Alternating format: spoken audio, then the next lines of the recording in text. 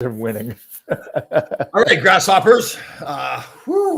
Once again, I mean, we go through a new year. Everybody's kind of thinking, like, is he going to be on in the new year? Is he coming on? Is he coming on? The great Mark Puttenvink, trainer, Patriot Training Systems is his company. We've talked about many times training NHL hockey players, football players, military personnel, housewives, young kids getting going so he can train anybody. Mark, how are you doing? Happy New Year. Happy New Year, Tom. Yeah, I'm doing well. How about yourself? Good. Yes, I very proud of myself. I didn't do anything on New Year's at all. Actually, I was feeling like crap. I don't think I had COVID. I think I just had a head cold. I'm pretty sure. But for like a good week there, it zapped me pretty good. And I actually lost some weight too. So it's kind of nice to lose weight during the holidays. But we just kept it quiet. Had dinner, watched the Ranger game. Yeah, right? Man, they're playing well. Just easy. Got up Saturday, had a lot of work to do. So what's your take? I know not as much scientific on the whole COVID thing now with this new variant. It seems like just everybody's getting it. It's just almost inevitable that everybody is going to get it. Is that? Yeah, it's pretty funny. I had a friend of mine, a guy who used to train a fighter out of Brooklyn, and he posted, if you live in New York City, don't bother getting tested. You're positive. Yeah. Isn't that true? I mean, I think that's pretty accurate too, right? It is, yeah. Yeah. And I guess the theory is then that if you go by what happened in South Africa, where it started, was that you got another 3 or 4 weeks of it, it spikes, and then it pretty much drops off at that point. Is that? Yeah, I think that's what I've read, and I also feel that in some ways it's a good thing because now it's appears to be very mild symptomatically, and then it's a good way to get to that herd immunity status where just everybody's been infected and it kind of peters out. Yeah. So Larry Malik, I hate to drag you into this, but it's just Larry's say, hey, Gresh. So he's now calling out Ron Gresh. He's trying to draw Ron Gresh into this. He didn't lose any weight off the top of his head. Instead of him like saying Happy New Year's, Tom, great to see you. Glad you're doing well. Glad you're back. You didn't die from the sickness or whatever it is. I brought his name up today, Larry. Oh, there's a trainer in one of the gyms I train early in the morning. Her name's, I just realized this, Delinda Melnick. Oh, really? Delinda? Is it? I think it's Delinda, Dalinda, something like that. Yeah. Or Delita. I'm sorry, Delita. Delida. That's what we wish we could do to Larry, is like delete him. Yeah. That's just not going to happen. Yeah. Actually, we were talking about, we've been on for over a year doing the show together, talking about some of the highlights. And I went back and watched his fight. Did you ever see his fight with Dave Brown? Oh, no. Larry's a pretty tough guy. He can go. Yeah. Well, the biggest thing I thought about, it wasn't just these, like he was throwing punches like I am giving it everything I've got in every punch. It was just it was fantastic to watch. The more I watched that, I was like, wow, I was getting fired up. He was it was pretty cool. Not too many people wanted to fight Dave Brown either. Well, yeah. And that's the thing. He stood there and took some from Brown, knowing, okay, I'm going to take some, but I'm giving them back too, just as many. I think Brown was kind of shocked because that usually doesn't happen with him at that point. He was the heavyweight champion. He's a scary dude. He was the director of scouting when I was in New York. That's right. Yes. And he was one of those guys. He had that little twitch. God bless him. But it was like everything all right here. I know. And I met him a few times because I was in the agent business. And I know Ranger fans aren't going to like me saying this, but he's a great guy too. He is. He's super dude. Some of the things he did on the ice, like when he cross-checked Thomas Jansen, was like, man, that's kind of nasty. Yeah. Yeah, there was a message there somewhere. Yeah. How about? So I heard you got a phone call from Antonio Brown's agent. Wants you to work with him a little bit. Yeah. I was talking to my buddy this morning. It's kind of sad because he's obviously having some mental issues. And it is funny. The memes are out already, like, about walking off the job and everything. But the truth of the matter is that the poor guy is suffering. Is this something? Yeah, no kidding, right? I mean, because it isn't just one event. It's a whole series of events that have happened with him. Yeah. And to have like a Tom Brady go to bat for you and just totally disregard that. They gave him multiple chances there in Tampa. Yeah. Well, there's a couple things about Brady. I mean, he shows his class by not. Yeah. He's taking the right road with this. He's saying that, hey, he needs help. Yeah. And I'll tell you what. So, I'm a diehard Jet fan. I try not to watch too many games because there's enough depressing stuff in the world going on. Yeah. And I turned it on and I said, Beth was upstairs and I said, hey, Beth. You're not going to believe this. It's like the Jets are up 24-20 against Tom Brady. And then, we all know what happened. I mean, what do you have, a minute 20 in the game? Yeah, I know. Well, it's even worse. I mean, I'm a Giants fan. And, I mean, at least the Jets, I feel like the Jets are giving it an effort and really trying to play. the Giants have just quit. I mean, I hate to say that because I was a professional athlete. And that's a bad insult when somebody says that you just quit. But man, there's no fight left in that team whatsoever. So yeah, they're kind of rolling over. And I'll tell you what, though, when they gave the stat yesterday, before Brady got the ball, that 41 games in his career where he's gone into the second half behind, losing, he came back to win. So yesterday was the 42nd time. Right. And as a Jet fan, I got to say, man, that guy's amazing. Yeah, I know. He's almost like you just know what are you going to do about it kind of mentality. What was it? The Super Bowl? Was it the Atlanta when they played Atlanta when he came back? Like I'd fallen asleep there. I said it's over with. I had a couple of cocktails, fell asleep. The coach woke up and they're winning the game. So it's almost like when to relate it to hockey when Ovi sets up on a power play. And you see the pass going on for the one time, you go, it's in the net. And there's nobody on the planet can stop it. We were talking about Kevin Allen this morning, how he's having the best season of his career statistically at 36 years old right now. Yeah. Well, I really think it pays testament to what you and I believe in. Yeah. Lifestyle and training. That take care of your body. Look at Yager. Yeah. Imagine what Gordie Howe would have played till he's 90. Yeah. If he had. Well, look, available. Brady, all the stuff he does, and I'm sure like people talk about lifestyle. Listen, these guys have fun too. It's time to go out and have a beer. They're gonna have beer, but they work out. It's 90% of the time. It's the right foods. No, I agree. Hey, I know. I'm sure you got some stuff that you want to talk about. I had a question for you though. Like during the holidays where I wasn't feeling well, I took some time off. Yeah. From the gym. Went back in the gym today. It felt fantastic. Mm-hmm. What? Okay, a few questions then. Age. What your goals are, what your current conditioning level is. What do you think for time off? I mean, do you take like every 6 months, do you take a week off? Do you work out 5 days a week? What's your thoughts on all those things? Well, a few things. I think recovery is the most overlooked aspect of training, regardless of what age it is. And I had done some work years ago with the Metro Stars, which was the local, they are now the Red Bulls. Right. And their trainer, what he did, he had the whole, like Herb did, had the whole month laid out with rest put in. Now those are young men at the peak condition of their life, pretty much. So yeah, I always go by how do you feel? If you're feeling beat up, take a day off, take 2 days off. I know it's really hard because you and I think we're going to lose everything in one day.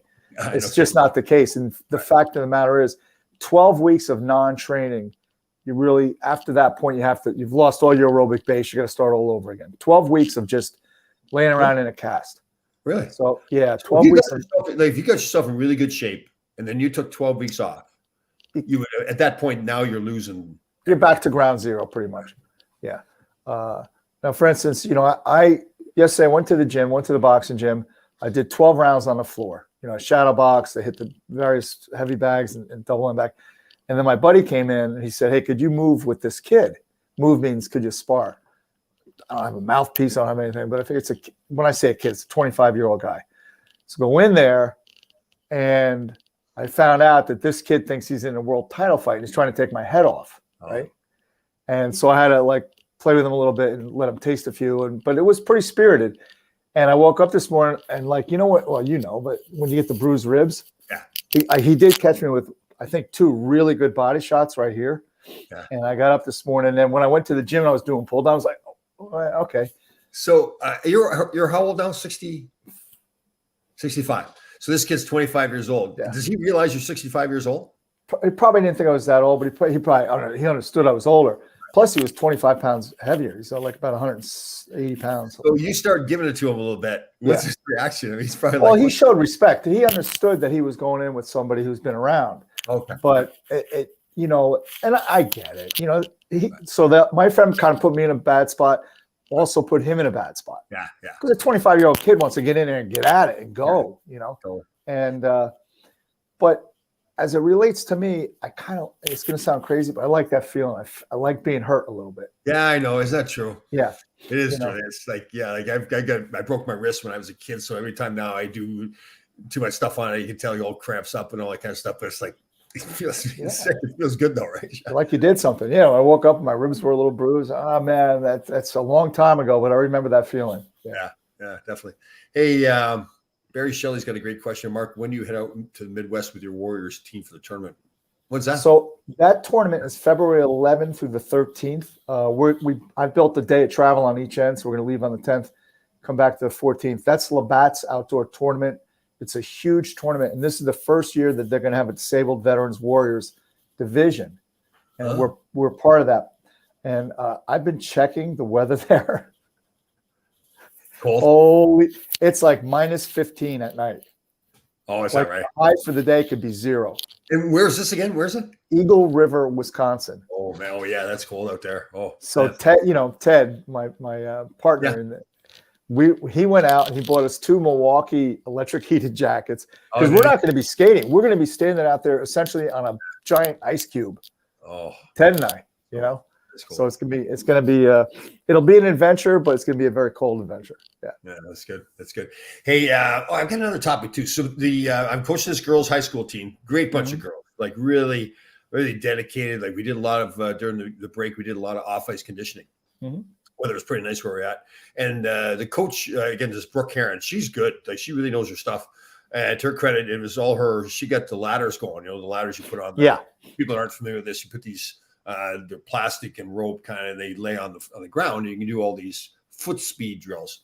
And I don't know if it's my imagination, but we did about a week. And she really had the girls, so she'd do stuff like stuff where they go through the ladder and then sprint up a hill through the ladder. Right, up. That's good stuff. And we hadn't been on the ice for about 2 weeks. Got in the ice last night, and I swear to God, some of the girls that have been doing this stuff, it's like they were skating was better already. Yeah. So anything that makes you more athletic and works on your balance. Because skating is, edge work primarily, and it's balance.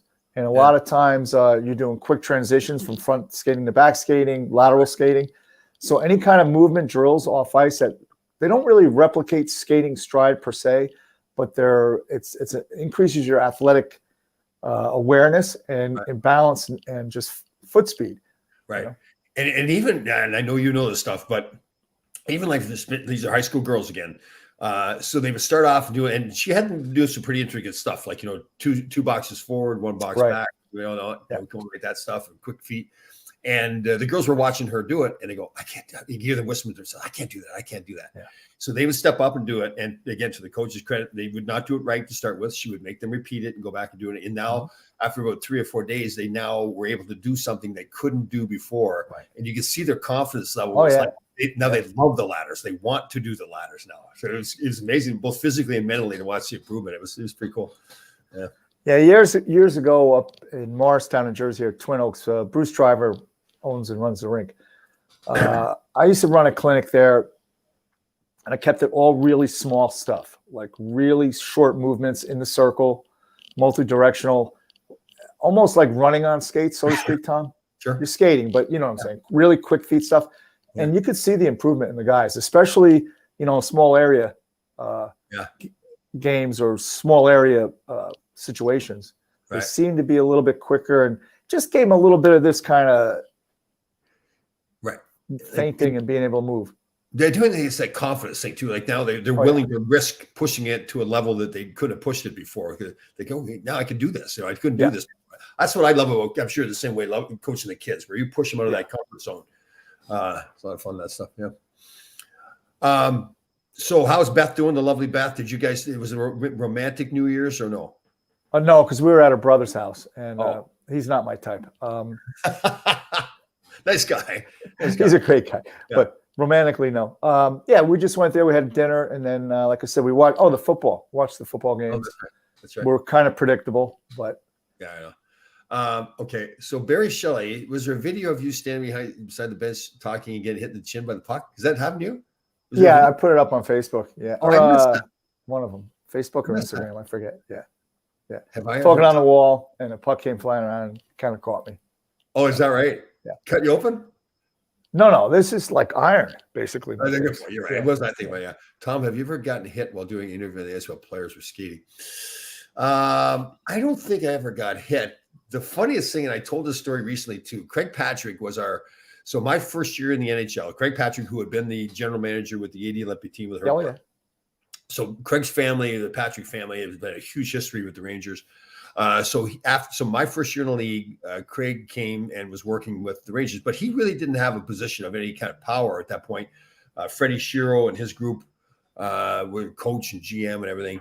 So partway through the year, my first year in the league, they all got fired. So Freddie and his old group of people got fired, and Craig was basically handed the team with coach and general manager. And Craig was a great guy, and he handled it fine. We actually went on a long run that year in the playoffs, and it went to the semifinals against the Islanders. But during that time, I'll never forget. So being a slightly bit of a smart ass, we had this thing, I'm sure you've done before too, where guys are out there skating and you would try to shoot the puck from the other end of the ice so they didn't know it was you and hit them in the skates. So you weren't really, it was along the ice. It was really just more the bang, hitting the skates. So Craig was skating around in the corner and he's doing a crossover, and I just happened to hit him at the perfect time. Hit the skate. The skate goes out from underneath him. He lands, hits his head on the ice. Oh. Now he's got to go into Manhattan. We're at our practice rink in Rye. Yeah. And he's got to go into Manhattan for this meeting, some big meeting with all the MSG people and everything. And so he's got this black guy. I felt so bad. It was funny, but to his credit, he had a pretty good sense of humor to it because he knew I wasn't trying to hurt him. But so that to me, probably, I don't remember ever getting hit, but that's the one time I remember. Yeah, I was talking. It was right before the Christmas break, and I'm talking to Eric. I'm talking to somebody here, and Lindros goes to take a slap shot, and he didn't know I was standing behind him, and he opened me up big time. So I go in, and Rammer was going to send me because they use the dentists because they're very good with stitches. Yeah. And Rammer tried something. He had like this antiseptic or not, like super glue kind of thing. Right. And he sold me or put that on there. 2 nights later in Boston, Rammer gets hit in the face with a puck. So now we're like flying, and they're like in the airport going on the thing there, and they're looking at like the team, and then here comes the trainer, here comes the strength guy, all like this guy's having a tough run here, Right. That's funny. That is funny stuff. Yeah, but there's been a few times. Like I'm amazed. Like now it's not going to happen, obviously, because they got the big mesh screens up behind the nets and everything. But especially during warm-ups in the past, where people weren't always paying attention in the stands, and they had multiple pucks on the ice and going off the crossbar and flying up there. I'm surprised more people did get hit. One of the worst stories I heard, the Penguins had a puck giveaway night, and I forget the kid's name. He was a tough kid on the Pittsburgh on Pittsburgh. Anyhow, the fans started throwing him on the ice, and they hit him in the head and it concussed him. Oh, yeah, because he had his bucket off. It's warm-ups.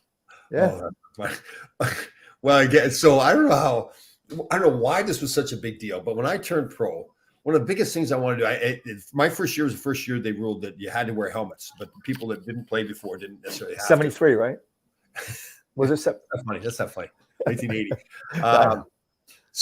But for some reason, I was so excited to have in practice. Obviously, that rule didn't apply, so we could practice without our helmets on. Right. So I thought this was the coolest thing. I guess that's a signal of being a pro player.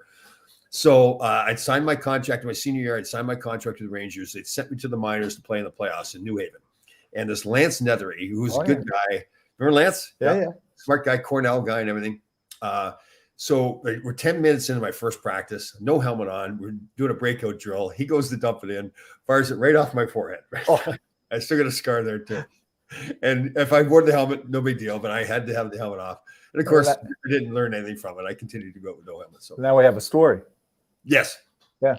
Like Bigby said. Remember when Bigby said when the guy jumped in off the Kodiak? Yes. Like, what are we doing here? We're building stories. That's right. Isn't that true? Life is one big story. Yes. Yes, definitely. Well, a couple of years ago, I was coaching a local college here. Like 30 seconds in the game, it wraps around. I see it coming, and I do this. I see it go by, and I get hit in the head. I'm like, wait a minute. Something's not making sense. The kid in front of me went like this with his stick. Oh. And opened me up. I had to go get stitches here. Oh, it's all right. Oh, God. 30 seconds into the game. I'm trying to think if I don't recall. I've seen coaches get hit, but I can't recall any coaches on my team ever getting hit. Well, some have been hit in practice on purpose. I know. Oh, God. Teddy Sater. People tried to hit him, yeah. There's a guy here in New Jersey. I won't mention his name, but somebody fired a puck at him. And he didn't do anything. And Lou was in the stands. Oh, is that right? Yeah. It was a while ago. Herbie Brooks fired a puck at me one time. I did something to him. He was mad at me hot. I think it was like I was being a total smartass or whatever. And Herbie liked that kind of stuff. He didn't want you to just cower to him, Right. But he would put on this act like he was mad. So we were doing it again. We were doing a breakout drill, and he fired a puck in my head, a slap shot at my head. Luckily, it was far enough ahead, and I wasn't going to flinch like I was scared like that. So I just reached up and grabbed it, and then I put it in my mouth and pretended I was chewing on it, and I threw it in the corner. And he was awesome. Yeah, because I'm sure he was looking for me to duck it. Yeah. I was thinking, oh God, I'm in trouble here. If I miss this one, I'm going to get right in the face. But, we had a guy here. You can do the math. I won't mention his name, but he came on the ice when I was coaching down at Montclair State, and a big guy. And I guess we came in to talk to the guys, and a couple of kids were talking. He fired a puck at him. Oh, really? Oh yeah. And then oh yeah, in the shin pads, but still, he got his attention. Oh yeah, because he's a big dude. And then we're doing a flow drill or something. I guess one of the kids was not doing it right, and as he's going by, he just spears him a little bit and screamed at him. And it was the kids were in the lobby, and they were all talking about their experiences with this particular guy. And one of the guys, we had a real small kid, was like really quick kid, but he was small. Right. And he goes, "Yeah, he called me a little ballerina, right?" And then we had another kid who was really good hands, but he was really soft. He goes, "That's nothing. He called me Princess Di." I felt so bad. We had practice last night with the girls' team, and I found it so hard. Like, you know how it is in practice. It's not necessarily that you're yelling like you're mad, but you want to get the pace going to the practice. You want to get the intensity level going. It's largely through your voice and your inflection, all that stuff. And we were doing a breakout drill, and there's one young girl who's a real sweetheart of a girl. It was kind of, it was her first time on the ice in 2 weeks. So I knew that. So I was trying to get things going. She didn't take it too well. I didn't realize, but she'd started crying. Now, I didn't know that she started crying. She went over to the other coach, and I was unaware of it. And then we talked last night after practice, and I felt so bad. I mean, these girls are so sweet out there and everything. Yeah. But at the same time, we've got a great group of girls, but we're really at that point where we're trying to get them to really pay attention to all the details. So if we're going to be successful, it's going to be because we've got more talent than anybody else. So I felt so awful. It's like the first time I was like, oh God, we got practice again tonight. I'm not going to say a word. I'm going to put the muscle on. It's probably, I mean, I've never coached girls, but the high school boys, I know what I did was, when they get on the ice, they just want to fire pucks. They don't. So I forget who it was. Off the glass. Dave Tippett said, have them come on, have the nets at the blue line, play quick, like 5-minute, 6-minute game of 3-on-3. Then they get it out of their system. Then they're ready to focus and start to practice. And we were even like that in the pros too. Oh yeah, we were the same way. It was just like little kids. Yeah, we had to get out there, had to fire it off the glass. Hit when you guys play 3-on-3, it's whatever. It's a lot of fun. We had some of the best after practice. We would play keep away. Yeah. So you get like 10, 12 guys, one puck, and you play keep away. And it would get really competitive too. Like Greshner was just fantastic. Like he wasn't even moving, but he was stick handling. Like he was stick handling a phone booth. Yeah. And you couldn't get the puck off him. But it was just like at that point, it was every day. So it was a challenge. I'm getting the puck off Greshner. And if you got the puck off Greshner, you got to make a big scene about it. Yeah. I played against him in a charity game 100 years ago. I think Sean, it was like literally 30 games ago. My son Sean was only like 5 weeks old. Right. And he went in the corner, and I thought, and then no, I don't have it. You give him a shoulder? Yeah, and he was like kind of like laughing, like kind of here it is. Here, nah. Oh God, he's good. Yeah, he was unbelievable. It was one of those things where you watch him do it and you think to yourself, he's not that good. He's getting lucky, And then you go, just every day is like that. You realize now it's. I thought I had one in on Jill Villemure, but didn't happen. Nice. It was fun. It was a fun game. Yeah. Practices get so when you're coaching teams and you're practicing, there's some days like you try to say, okay, if it's a high school team, they've got school all day, it's 5 o'clock. I know their attention span is not going to be there as much. So I need to adjust my practice to, adjust, instead of trying to fight it, just say, listen, they're just not going to be there today. Yeah, it's different too, because I've been involved with a prep school, which had an early practice, like a 2:45 practice, because they had their own rink. Right. Then I did public school when my son played public school, high school, and practices were like sometimes 9 o'clock at night. So you really had different perspectives, so to speak. Sure. And the prep school kids all played high level travel, whereas the public school was just whoever came to play. Sure. That said, both groups, I always try to keep it simple in practice. And then when I saw that it was getting too repetitive for them mentally, we switch it up. Right. You know? I like, it's like sometimes too, you got to have those instruction practice, right? Where you're like on a breakout or forecheck where you've got to take your time and go through it slowly. But then you don't want to be sitting around too much either, right? I mean, if you got an hour and 15 minutes of ice time, you want to get moving. Right? That's why I try to set up flow drills that replicate game scenarios, like a lot of transition, a lot of regroup, that kind of stuff. Yeah. And a lot of passing, because passing is so critical to the game, and you can shoot the puck all you want, but if you don't have the puck on your stick, you can't do it. So, we try to set up three. If you can't make 3 passes in a row, we're gonna do a little skating here. Yeah. Not discipline, but you got to make. It's just bearing down. That's all it really is. Sorry, Mark. I agree. Isn't that true though, that you find as a coach where the players sometimes are having a hard time making those tape to tape passes, right? But when you get on them and say concentrate, make it happen, then they can do it. Sure. So it's not it's the mental part of it is so big a part of it. Barry's asked a great question here. Detroit just had an alumni game over the weekend playing players that played for Toledo. Is the Rangers going to have one this season? I don't think they are. They usually only have these alumni games. Like if we're playing an outdoor game, they'll get the alumni. This is obviously something new, but they'll have the alumni get together and play a game before the outdoor game for the regular team. We did that in Philadelphia. God, I keep forgetting. It must have been 7-8 years ago. And that was a blast too. I know I've told the story, but so we're playing at the baseball stadium in Philly there. I can't remember what the name of that field is. So the next day was going to be the outdoor game, the actual Flyers and the Rangers playing. We played the day before. It was like a Hall of Fame. Lindros was there, Bobby Clark, Bill Barber, everybody, Mark Messier, Brian Leach, Brian Propp was there and everything. And it was outdoors. And we're going out before, we're getting ready. Adam Graves is there and everything. We're all in the locker room joking around. And there's 45,000 people going to be watching this alumni game outdoors. And we're all laughing like, they're not going to boo us, are they?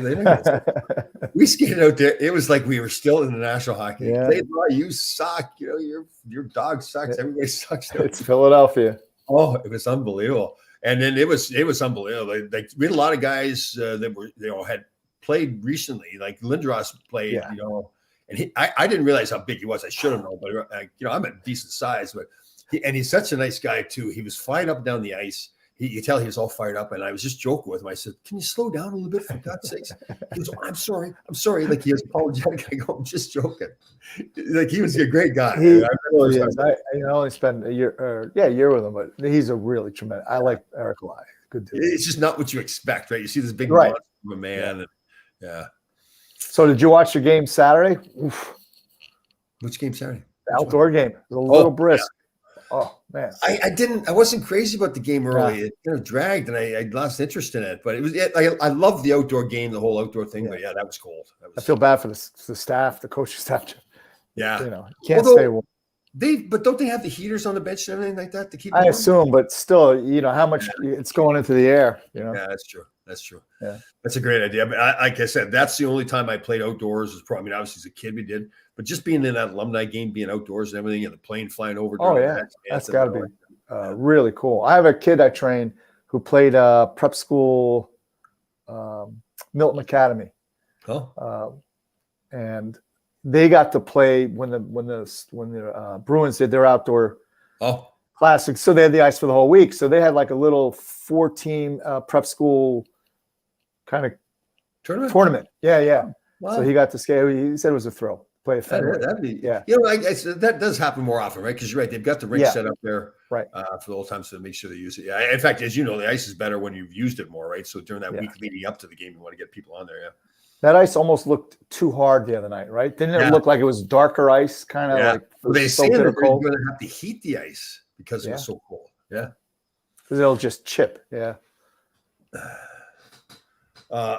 See, here's one of our listeners. He really follows us on. I don't know if this is really his name or not. Tom is great for the outdoor because all his hot air keep you warm. That's wrong, Billy boy. That's wrong. I can't. Yeah, he's right. He's really good friends with Larry Melnick too. Like two of them, like little buddies and everything. He was teasing me, pretending he was inviting me over for dinner on New Year's Eve, which I didn't really believe. I thought I'd show up there and the doors would be locked and like that, so I didn't go. So, but that's the way it goes. Smart move. Good. Well, brother, it's good to see you again. Yes, sir. Cole, everybody stay warm out there. Let's see what they do tonight, right? Oh, that's right. Yeah, that's right. Rangers are playing Edmonton tonight. That's right. It should be an interesting game. Well, Shesterkin was unbelievable yesterday. Man, I said to Kevin this morning, like right now, today, if you're going to pick the most valuable player that's playing right now, he's in the running for it. I know there's other players out there, but man, the way he, like, again, Tampa's a good team. Tampa's not playing as well as they can right now, but still, he was fantastic. So there's a couple. I mean, Adam Fox is so good, you don't even realize how good he is unless you watch him. Yeah, Defensively, it's every night. Yeah, it's every night. Yeah. And Trouba is just still so strong and so solid. And it was good to see. Is it Lindquist? I guess. Yeah, Lundqvist. Whatever. And with the other kid, they played well yesterday. And I love Ryan Strome's game. I love Ryan Strome. Yeah, he's a good complimentary player, right? He's not your top guy necessarily, but and Zibanejad, I had kind of gotten worried about Zibanejad last couple of years because people were banging him around a little bit, but he's gotten back again. I think it was just a matter of time with him. Yeah. He's skill. All right, brother. We'll see you, buddy, next Monday. Have a good one.